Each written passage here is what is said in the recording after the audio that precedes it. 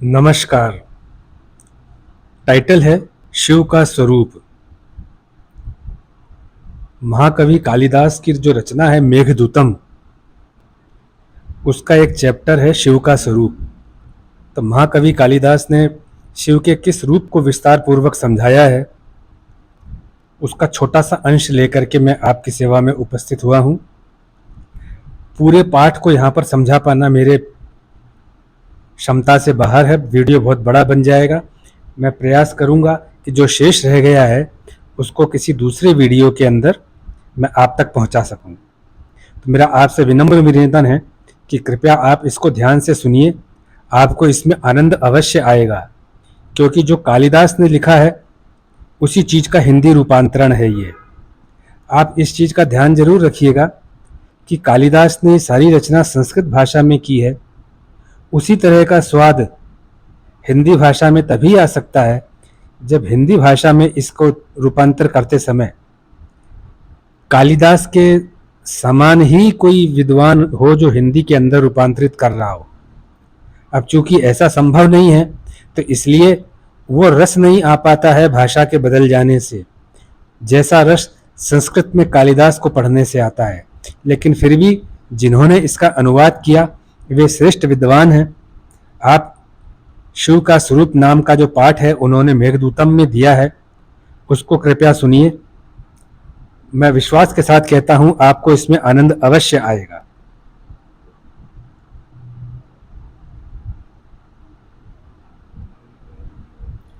महाकवि कालिदास ने बड़े कौशल से भगवान शिव महादेव के स्वरूप का वर्णन किया है। उन्होंने शिव के गणों का, उनके नीलकंठ गुण का, शिव जी के नृत्य का तथा उनके परिधान का भी उल्लेख किया है। कालिदास ने बड़ी ही सुंदरता से किया है। शंकर को शूली कहकर उनके त्रिशूल का भी वर्णन किया है। शंभु के भुजंगों का, माता पार्वती के साथ उनके विहार का, कुबेर के साथ शिव की मैत्री का, किन्नरियों द्वारा शिव के यशोगान का, त्रिपुर के विजय का एवं उनके वृष नंदी का भी वर्णन अति मनोरम शब्दों के साथ स्वयं कालिदास द्वारा किया गया है। ये सभी वर्णन कालिदास रचित मेघदूतम में पढ़ने को मिलते हैं। कालिदास द्वारा कहा गया है कि शिव जी विनयन है, सेल्फ डिसिप्लिन्ड है। उनके ललाट पर द्वितीया के चंद्रमा की कला है। द्वितीया का चंद्रमा की कला मैं आपको बता देता हूं, वो इस प्रकार से होती है। जो दूज का चांद होता है वो इस प्रकार से होता है, तो ऐसी उनके ललाट पर चंद्रमा की कला है। दूज का चांद मतलब द्वितीया, दो पक्ष आते हैं, कृष्ण पक्ष और शुक्ल पक्ष। मदन का वे दहन कर चुके हैं। मदन मतलब काम, इसलिए जहां शिव का निवास है वहां कामदेव जाने से डरते हैं। शिव जी पशुपति हैं, क्योंकि पशु जो बंधा रहता है, पशु का मतलब होता है जो किसी खूंटे से बंधा हुआ हो। मनुष्य भी किसी बंधन से बंधा है। वह बंधन संसार का भी हो सकता है, संसार से बाहर का भी हो सकता है, सुख और कामेंद्रियों का है।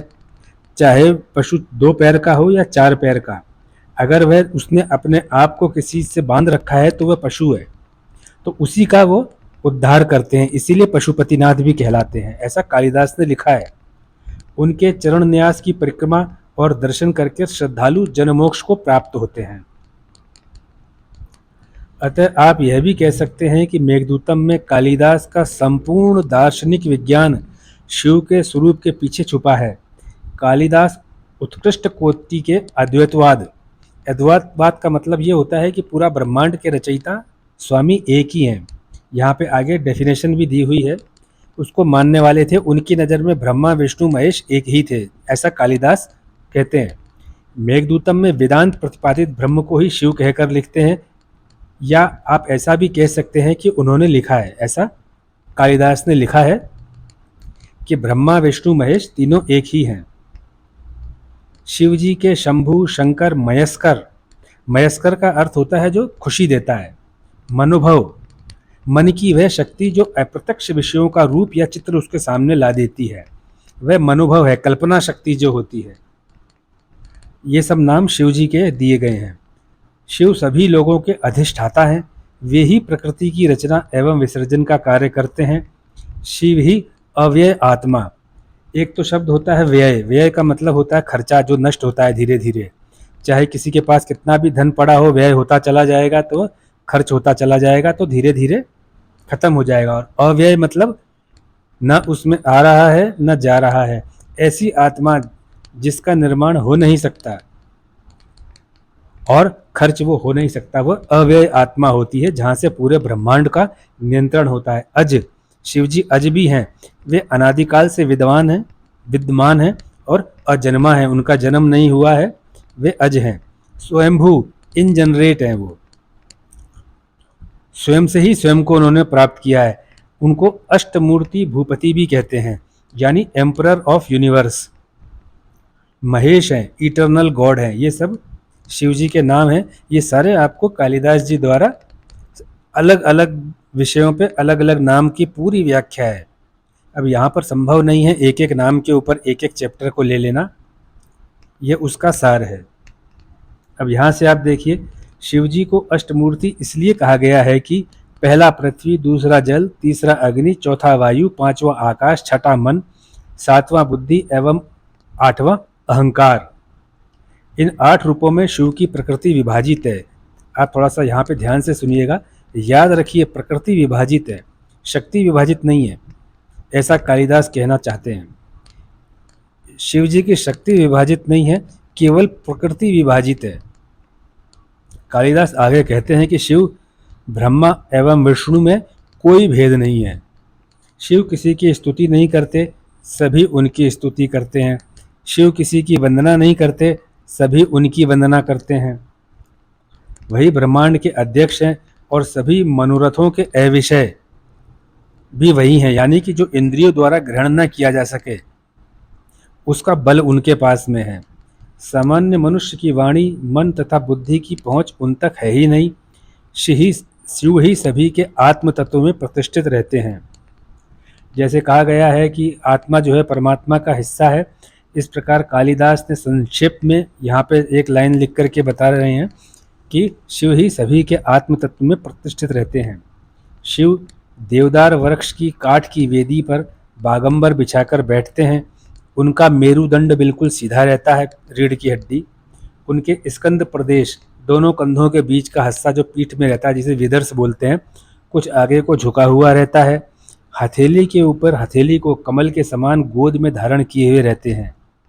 भुजंगों से लिपटी हुई जटाएं, कानों से लटकती हुई धोरी रुद्राक्ष मालाएं, नीलकंठ की प्रभा के मिलने से गले में गांठ लगाकर पहनी हुई मृगछाला कांतिमय हो रही है। ऐसे वो बैठे हुए कालिदास को कल्पना में ऐसे बैठे हुए दिख रहे हैं, तो उसको वो अपने वर्णन कर रहे हैं। यही जो उच्च कोटि की संस्कृत में कालिदास ने वर्णन किया है, उसकी कोई मिसाल नहीं हो सकती, लेकिन फिर भी विद्वानों ने उसको सरल भाषा में इस तरह से अनुवाद किया है। नीचे छूटती हुई प्रकाश की किरणों वाले उन नेत्रों से नासिका के अग्रभाग को देख रहे हैं। इस प्रकार के परिधान से वश में किए हुए मन को समस्त इंद्रियों की वृत्तियों से हटाकर अपने हृदय भाग में अधिष्ठित करके स्वयं को स्वयं में ही लीन करके योग अथवा समाधि में आनंद लेते रहते हैं। ये जो आपने पढ़ा ना, शिव देवदार वृक्ष की काठ की वेदी पर बैठे हैं और ये आनंद लेते रहते हैं, यह एक श्लोक है पूरा जो कालिदास जी ने सुंदर संस्कृत में लिखा है। ये उसका हिंदी में अनुवाद है। काम एवं शिव का संबंध अत्यंत घनिष्ठ है। काम की संज्ञा वृष है, वृष मतलब जो नंदी बैल है ना, वही उसकी संज्ञा है। मेघ, तो काम जो है शिव जी को आरोह नहीं कर पाए और तो उनके दास हो गए, तो नंदी जी अब उनकी सेवा कर रहे हैं। तो काम संज्ञा जो है, काम की संज्ञा वृष है, और वृष मेघ का भी नाम है जिसके ऊपर मेघदूतम लिखी गई है। अर्थात वृष, काम एवं मेघ एक ही तत्व के पर्यायवाची हैं। काम को निग्रह, निग्रह का मतलब होता है कंट्रोल करके उसको अपना आज्ञाकारी बना लेना। तो जो नंदी जी हैं उनके अंदर काम शक्ति की वजह से ही वो उनकी सेवा कर रहे हैं। काम को निग्रह करने वाले शिव काम से किस प्रकार प्रसन्न होते हैं? इसका उत्तर शिव पार्वती विवाह है। पार्वती सुषुम्ना नाड़ी है, स्पाइनल कॉर्ड का नाम। यहाँ देखिए आप, ये अब आपको तर्क और विज्ञान आपस में समझ में आएगा। कि किस तरह से कालिदास ने, ये जो इंग्लिश के जो आप नाम देख रहे हैं मेडिकल टर्मिनोलॉजी, ये तो अब लिखी गई है क्योंकि खोजा ही अभी गया है, लेकिन ये जो इसके संस्कृत के नाम और आयुर्वेद के नाम जो आ रहे हैं ये बहुत पुराने हैं। पार्वती सुषुम्ना नाड़ी का नाम है, मेरुदंड हिमालय है, इसी के भीतर सुषुम्ना नाड़ी होती है। इस मेरुदंड के 6 चक्र और 33 पर्व या अस्थि पोर होते हैं। ये पोर एक दूसरे से सटे रहते हैं। मेरु ही पर्वत है, उस पर्वत के अंदर रहने वाली सुषुम्ना नाड़ी पर्वतराज हिमालय की पुत्री पार्वती है। ये देखिए उन्होंने किस प्रकार से जोड़ा है। कालिदास ने कहा कि जो रीढ़ की हड्डी है, बैकबोन है, वह मेरुदंड ही हिमालय है और उसके अंदर जो स्पाइनल कॉर्ड चलती है, जितने वर्टिब्रेट्स हैं उसके अंदर पोर्स हैं, उस पोर को जब वो आपस में मिल जाते हैं तो नाली का रूप बना लेते हैं, कैनाल जैसा, उसके अंदर स्पाइनल कॉर्ड चलती है, तो वो मेरुदंड के अंदर चलती है, इसलिए वो मेरुदंड की पुत्री हो गई सुषुम्ना नाड़ी, और मेरुदंड को हिमालय का नाम दे दिया। तो पार्वती माता जो है वो हिमालय की पुत्री इसलिए मानी गई। अस्थि पोरों के भीतर एक छिद्र है, सभी पर्वों के मिलने से वह नलिकाकार हो जाता है। इसी के भीतर सुषुम्ना नाड़ी है। यह नाड़ी मस्तिष्क से होती हुई पीठ वाले भाग से सबसे नीचे के मूलाधार चक्र तक आ जाती है। ये शिव का स्वरूप है। अभी आप देखिएगा इसको, अभी आपको पूरा का पूरा ज्ञान होगा कि किस प्रकार से शिव को डिफाइन कैसे किया है कालिदास ने। 6 चक्रों के स्थान व क्रम निम्न प्रकार से हैं। अब आप देखिए, मूलाधार कॉक्सिजियल रीजन, इसका संयोग गुदा से है। कुंडलिनी शक्ति यही निवास करती है। इसी को योग की भाषा में सर्पिणी कहते हैं, क्योंकि ये सर्प की भांति सोई हुई होती है। यह स्थान पृथ्वी तत्व का है। स्वाधिष्ठान सैक्रल रीजन, इसका अधिष्ठान लिंग में है। यह जल तत्व का स्थान है। पौरुष ग्रंथि, पोरोस्टेट, जो वीर के लिए उपयुक्त धातु टेस्टोस्टेरोन का निर्माण करने वाली ग्रंथि है। वेदों में शुक्राणुओं को जल में तैरते हुए बताया गया है। जब वे तैरना बंद कर देते हैं तो मृत समान हो जाते हैं। ये स्वादिष्टान जो सैक्रल रीजन है वो दूसरा मूलाधार है, दूसरा चक्र है। पहला मूलाधार, दूसरा स्वादिष्टान। तीसरा चक्र है मणिपुर, लुम्बर रीजन, इसका स्थान नाभि है। तेज इसका तत्व है।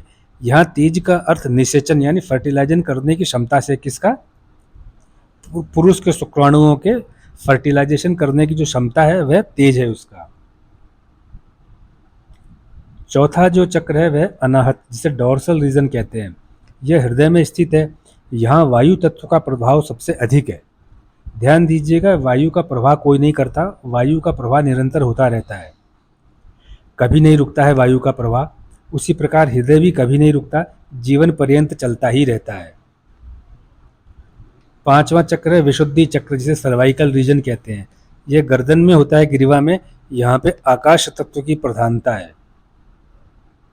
छठा है आज्ञा चक्र, इसे पीनियल रीजन कहते हैं, पीनियल ग्लैंड। मस्तिष्क के जो बीचों बीच इसका स्थान होता है। यह चक्र आनंद का सूचक है। यह नाम पीनियल बाद में दिया गया है। आज्ञा चक्र को कालिदास ने आनंद का सूचक बताया है। यह सुषुम्ना का अंत हो जाता है। यहाँ मन, बुद्धि और अहंकार का निवास है। इसी स्थान पर ज्ञान चक्षु भी हैं, जो कि तीसरा नेत्र है। यहीं पर शिव का स्थान है, अर्थात शिव का स्थान तनाव रहित आनंद के सागर के अंदर है। ऐसा कहते हैं कि जो आज्ञा चक्र जो है, जो पीनियल ग्लैंड है, वहाँ से कुछ ऐसे हार्मोन्स निकलते हैं जो कि नींद, आनंद, तनाव, इन सबको शरीर को बैलेंस करते हैं, तनाव को दूर करते हैं, नींद लेकर के आते हैं, शरीर को संयोजन करते हैं विपरीत परिस्थिति में। तो यहाँ पर तनाव रहित आनंद के सागर का ये सोर्स है आज्ञा चक्र। शिव जी ने पहले 5 चक्रों को सिद्ध किया हुआ है, अतः किसी का रूप अथवा सौंदर्य उनको हरा नहीं सकता है। तभी वे पार्वती से विवाह करके षडानन कुमार को जन्म देते हैं। आज्ञा चक्र के ऊपर सहस्त्रदल कमल है, जिसे सेरेब्रल रीजन कहते हैं, जहाँ शिव साक्षात उपस्थित होते हैं। ये नाम जो इंग्लिश के हैं, cerebral region, pineal, cervical, dorsal, lumbar, sacral, coccygeal, ये सारे नाम बाद में दिए गए हैं। पहले जो आप हिंदी के नाम पढ़ रहे हैं, यही योग सूत्र के अंदर आते थे। जो इंद्रियां सभी पर विजय प्राप्त कर सकती हैं, वे सभी इंद्रियां शिव के सेवक बनकर रहती हैं। सहस्त्रदल कमल में जो शिव में है वे ही अक्षर तत्व हैं। आप एक चीज देखिएगा कि शब्द को अक्षर में तोड़ा जा सकता है, लेकिन अक्षर कहीं पर भी खंडित नहीं होता है।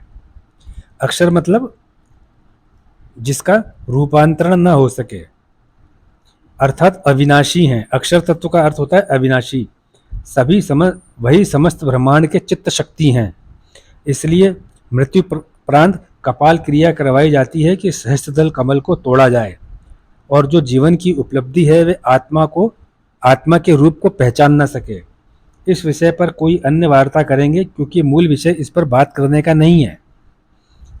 ये जो आपने सहस्त्रदल कमल सेरेब्रल रीजन का सोचा, जब भी सनातनियों के अंदर दाह संस्कार होता है तो आपने नाम सुना होगा कपाल क्रिया का, हम इस पर अभी बात नहीं कर रहे हैं, तो उसको तोड़ दिया जाता है। ऐसा माना गया है कि जो व्यक्ति अपने जीवन का पास्ट लेकर के जाता है, मान लीजिए कि कोई 100 साल जिए तो उनके पास 100 साल का पास्ट है, तो उनकी जो जीवन की उपलब्धियां हैं और जो आत्मा जो निकल करके गई है वो उपलब्धियां उनकी किसी इस प्रकार की ना हो कि वे उस आत्मा को दोबारा से ग्रहण कर सके। नहीं तो क्या होगा कि जो प्रकृति का चक्र है ये चक्र टूट जाएगा। अभी इस विषय पे हम बात नहीं कर रहे हैं। मूलाधार चक्र में शक्ति पीठ है, जो कौन सा है, पहले नंबर का कॉक्सिजियल, जहां मनुष्य की शक्ति निवास करती है। आगे जानिए कि शरीर के 3 कोण कहे गए हैं। यहाँ देखिए 3 कोण कौन कौन से हैं। इच्छा, ज्ञान एवं क्रिया। आपने देखा होगा कि सनातन में जो यंत्र बनाए जाते हैं, धातु के ऊपर यंत्र बनाए जाते हैं, वो त्रिभुजाकार में होते हैं। कई त्रिभुज के मिलने से यंत्र बनते हैं। उसमें कई त्रिभुजों का योग होता है और समबाहु त्रिभुज होते हैं, जिसे इक्विलेटरल ट्रायंगल बोलते हैं। सबके एंगल जो होते हैं 60-60 डिग्री के होते हैं, सबकी भुजाएं बराबर होती हैं। तो 3 जो उसके वर्टिसेस हैं, जो 3 उसके जो पॉइंट हैं जहाँ पे भुजाएं मिलती हैं, उनको इच्छा, ज्ञान और क्रिया, इसका नाम त्रिपुर है। इच्छा, ज्ञान और क्रिया, इसका नाम त्रिपुर है। यानी कि आप किसी भी चीज़ की डिज़ायर करते हैं, पहले उसके बारे में ज्ञान, नॉलेज प्राप्त कर लें। कहीं ऐसा नहीं हो कि हाथ जल जाए, आग आप चाहते हो आग ले लें और सीधे हाथ पे ले लें। पहले उसको नॉलेज प्राप्त करें कि ये आपके काम किस तरह से आ सकती है। फिर क्रिया, फिर उसको प्राप्त करने का प्रयास करें और प्राप्त करने के बाद उसको इस्तेमाल करने का तरीका खोजें, उसकी प्रैक्टिकल एप्लीकेबिलिटी खोजें। तो ये त्रिपुर है, ये इच्छा, ज्ञान और क्रिया। इस पर भी एक बड़ा विषय है, तैयारी कर रहे हैं वीडियो बनाने की। समय मिलेगा, मैटर उसको कंक्रीट उसका मिल करके तैयार होगा तो उसका भी वीडियो आपके सामने लेकर के आएंगे। इस त्रिपुर के बीच का जो एरिया है, ट्रायंगल के बीच का एरिया, इनके मध्य में बसने वाली शक्ति त्रिपुरा सुंदरी कही गई है। इसी त्रिकोण में शांत बसने वाली शक्ति की कल्पना सर्पणी की ही है। आप ध्यान से सुनिएगा। उड़ीसा एक त्रिपुरा सुंदरी का भव्य मंदिर त्रिपुरा में अगरतला के पास है। वह मंदिर का नाम इसी परिभाषा से निकला है कि जो इच्छा, ज्ञान और क्रिया के मध्य जो एक ट्रायंगल बनता है, उस ट्रायंगल का जो क्षेत्रफल है, एरिया ऑफ ट्रायंगल, उसको त्रिपुरा सुंदरी कहा गया है। और इस त्रिकोण में शांत से जो बसने वाली शक्ति है वो सर्पिणी माना गया है। उसको वो बिल्कुल शांत रहती है, जब तक उसको जगाया ना जाए उसका कोई एक्शन नहीं होता। इसी के कारण शिव के शरीर से भुजंग लिपटे हुए कहे जाते हैं और शिव को अहिवलय धारण करने वाला कहा गया है। आपने ये देखा त्रिपुरा सुंदरी का, तो आपको एक चीज यहाँ पे बताते चले कि जो इच्छा, ज्ञान और क्रिया है, इस पर नियंत्रण ही शिव है। इसको अपनी पूरी तरह से नियंत्रण में लेकर के जीवन जीने का नाम ही शिव है। कालिदास आगे लिखते हैं कि शिवलिंग इसी क्रम का प्रतीक है। कि जो शिवलिंग जब मंदिरों में देखते हैं वो इसी क्रम का प्रतीक है। सबसे नीचे का हिस्सा मूलाधार चक्र है, कॉक्सिजियल रीजन है, और ऊपर की ओर मेरुदंड है। अगर आप देखें तो शिवलिंग को ध्यान से मंदिर में देखें तो नीचे के ऊपर क्या होता है, और ऊपर उठा हुआ भाग होता है, वह मेरुदंड होता है। मेरुदंड रूपी पर्वत के ऊपर यानी सिरे पर उसी एक प्रदेश का नाम कैलाश है। उसी को आज्ञा चक्र भी कहते हैं। कौन सा? कैलाश को। यहीं कैलाश पर ही अलकापुरी सहस्त्रदल कमल सेरेब्रल रीजन है। अब यहाँ पे कालिदास जी ने जो शिवलिंग है उसको जो चक्र उन्होंने बताए योग से चक्र लेकर के, उसके साथ में उन्होंने यहाँ जोड़ा है। तो अभी तक उन्होंने सहस्त्रदल कमल बताया, उसको उन्होंने कहा है कि वह अलकापुरी है। अर्थात कैलाश के उत्संग से बसी हुई अलकापुरी। उत्संग मतलब आनंद से। आज्ञा चक्र पीनियल है, वहां पे आनंद उत्पन्न होता है, तो उसके आनंद से जो अलकापुरी बसी है सहस्त्रदल कमल सेरेब्रल रीजन, वह शिव का साक्षात निवास जानकर बाहर से काम प्रवेश नहीं कर सकता। यह ठीक भी है कि आज्ञा चक्र तक सिद्धि प्राप्त योगी को काम बाधा नहीं सता सकती। आज्ञा चक्र के आगे तो फिर उसके पास में सेरेब्रल रीजन बचा रह जाता है। महाकवि कालिदास कहते हैं कि पिनाक जो कि शिव का धनुष है, पिनाक मेरुदंड को ही कहते हैं। यह साइरोनिम्स है मेरुदंड का। धनुष के 2 सिरे होते हैं, अतः इस प्रकार के जैसे पिनाक के भी 2 सिरे हैं, पहला मूलाधार चक्र और दूसरा आज्ञा चक्र। पिनाक मेरुदंड पर विजय शिव ने ही प्राप्त की है, अतः वे ही पिनाक के स्वामी माने जाते हैं। इसके आगे देखिए, शिव को भृगुपति क्यों कहा गया है? कालिदास इस प्रश्न का उत्तर इस प्रकार से देते हैं कि सुषुम्ना नाड़ी, स्पाइनल कॉर्ड, सलेटी का मतलब सफेद और काला, अर्थात प्रकाश और अंधकार। सलेटी का मतलब होता है ग्रे, यानी कि उसमें कुछ सफेद है कुछ काला है, न पूरा काला है न पूरा सफेद है। यानी जो सफेद है वो प्रकाश का रूपक है और अंधकार जो काले का रूपक है। वर्ण की है, चितकबरी वर्ण की है ये, और ये चितकबरी नाड़ी है, मतलब कि काली सफेद इस तरह से स्पाइनल कॉर्ड है ये। वह मूलाधार चक्र को पार करके विशुद्धि चक्र सर्वाइकल रीजन को पार करते हुए मस्तिष्क में फैल जाती है। विशुद्धि चक्र के प्रथम पर्व, जिसको एटलस भी कहते हैं, को अपने ऊपर आकाश में उठाए हुए है। यहीं से सुषुम्ना नाड़ी स्पाइनल कॉर्ड क्रॉच पर्वत होकर मस्तिष्क में जाती है। जिन लोगों ने कभी ज़्यादा पूजा पाठ की होगी, साहित्य पढ़ा होगा सनातन का, उनको क्रॉच पर्वत की जानकारी होगी। इस नाम की इसको स्पाइनल बल्ब कहते हैं या मेडुला ऑब्लोंगेटा बोलते हैं। ये क्रॉच पर्वत है। उत्तराखंड में ऐसा एक मंदिर भी है, उस पर्वत का नाम क्रॉच पर्वत है। कालिदास ने उसको, जब वे हिमालय की यात्रा करके आए, उसको उन्होंने ह्यूमन एनाटॉमी से जोड़ दिया। इस क्रॉच पर्वत में क्रॉच रंध्र होते हैं, छेद होते हैं, जिसे मैग्नम फेरोमोन कहते हैं। यहाँ सुषुम्ना नाड़ी तिरछी झुककर आज्ञा चक्र में प्रवेश करती है, पीनियल में, और शिव के स्थान सहस्त्र कमल में प्रवेश कर जाती है, सेरेब्रल रीजन में। इसलिए शिव को भृगुपति भी कहते हैं। भृगु मतलब पहाड़ का खड़ा भाग, बिल्कुल ऊंचाई पर जो ढलान कम हो, बहुत सीधा पहाड़ हो, तो उसके ऊपर जो खड़ा हुआ हिस्सा होता है उसको भृगु कहते हैं। तो इसलिए वो बिल्कुल ही मेरुदंड के बिल्कुल ऊपर आ गया पेनियल के ऊपर आ गया सेरेब्रल रीजन, जिसे उन्होंने सुषुम्ना नाड़ी जा रही है सहस्त्रदल कमल के ऊपर, तो उसको पहाड़ का खड़ा भाग, बिल्कुल शरीर स्ट्रेट है, तो मानव शरीर तो बिल्कुल सीधा होता है और जानवरों का तो हॉरिजॉन्टल चलता है, जमीन से शरीर। कालिदास ने मेघदूतम में शिव को पशुपति भी कहा है, जैसे हमने पहले बात की थी। एक पैराग्राफ में एक लाइन आई थी, पशु मतलब जो किसी चीज से बंधा हुआ है। सामान्य जन पशुपति का अर्थ यह लगता है, कुछ लोग कहते हैं कि शिव के पूजन से अगले जन्म में पशु का जीवन नहीं मिलता और मनुष्य केवल मनुष्य योनि में ही प्रवेश का अधिकारी हो जाता है। किंतु कालिदास लिखते हैं कि पशु से मतलब जो बंधा हुआ है, किसी पाश के साथ बंधा होने से पशु का तात्पर्य है। पशु के शब्द का तात्पर्य यह है कि आप किसी चीज के साथ बंधे हुए हैं, चाहे वे 2 पैर वाला हो या 4 पैर वाला। शिव का पूजन उसके अर्थ को समझने से है, न कि दिखावा करने से। शिव का पूजन कैसे हो, इसको समझने के लिए शिव के स्वरूप को समझना होगा, जो पूर्ण रूप से दार्शनिक विज्ञान पर आधारित है। विज्ञान तो है, लेकिन दर्शन के साथ में है। न तो अकेला दर्शन है, फिलोसॉफी है, न ही अकेली साइंस है। साइंस की स्टडी है विद फिलोसॉफिकल थॉट, कि जितना अच्छा हो उतना तो स्वीकार करो, और जो आपके समझ में नहीं आता है वो इसलिए स्वीकार ना करो कि क्या पता आप गलत कर रहे हो, करने का और कोई तरीका हो। चीज़ गलत ना हो, लेकिन संभावना है कि उसको करने का सही तरीका कोई दूसरा हो, क्योंकि आपको समझ में नहीं आया, इसलिए ये कहना बहुत मुश्किल है कि आप सही तरीके से कर रहे हो। इसलिए जितना समझ में आया उतना तो एक बार की जगह 6 बार कर लेना चाहिए, तो वह भी प्रार्थना में ही आता है। सभी विद्वान इस एक बात से पूर्ण सहमत रहते हैं कि शिव की अवस्था ही शिव का स्वरूप है।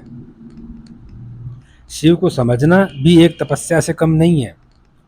मेघदूतम में कालिदास ने अपने ज्ञान एवं प्रबल वैचारिक शक्ति से शिव के स्वरूप का वृहद गुणगान किया है। कालिदास का समय 500 से 700 ईसा पूर्व के आसपास का रहा है, ऐसा विद्वान मानते हैं और एकमत होकर मानते हैं। वह समय ऐसा था जब आधुनिक चिकित्सा विज्ञान भी नहीं थी।